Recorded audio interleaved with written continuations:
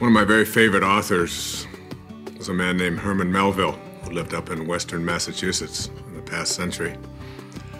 And he was writing about this very famous character named Ahab in Moby Dick. And in order for him to get a strong sense or feeling of what Ahab was going through out in the middle of this ocean, chasing after this great big white whale, he would go out into the middle of a cornfield. And he would sit down in the middle of the cornfield in August, and he would look all around him, and he'd look up, and this cornfield would be like his ocean. And he would see nothing but corn silk and corn stalks everywhere. That's all he could see. And he wrote these words, and they're very powerful words I'd like you to think about.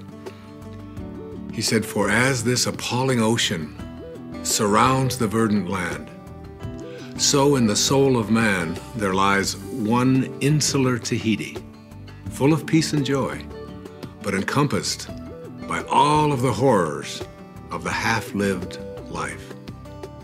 Now, I don't think writing gets much better than that. And what Melville was suggesting, and I wrote an essay about the power and the importance of going into that inner place within you and finding peace in a book called The Wisdom of the Ages, 60 essays based on 60 of the greatest teachers and teachings that I've ever encountered in my life. And this particular statement that Melville made, and I could always picture him out there in the middle of that cornfield in Massachusetts back in the 1800s and writing down these the feelings that he would get. And people say to me, how can I find peace in my life? How can I find contentment? How can I find serenity in my life? And my answer always instantaneously is, go to Tahiti. And what does it mean by going to Tahiti? He said, go to that quiet place within yourself, that all of us have a place of peace and joy. We all know that there's a greater experience of life that is available for each and every one of us, a deeper experience, if you will, and that we can find that experience of peace and joy that Melville writes about. But most of us, he said, are hampered by this idea that we are living an unfulfilled life. And I don't think anything would be more terrifying to me than to think to myself at the end of my life, what if my whole life has been wrong?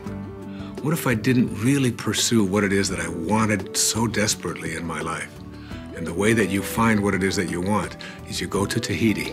You go to that place within you that is not encompassed by any of those fears, that place of peace and joy. It's in each and every one of us.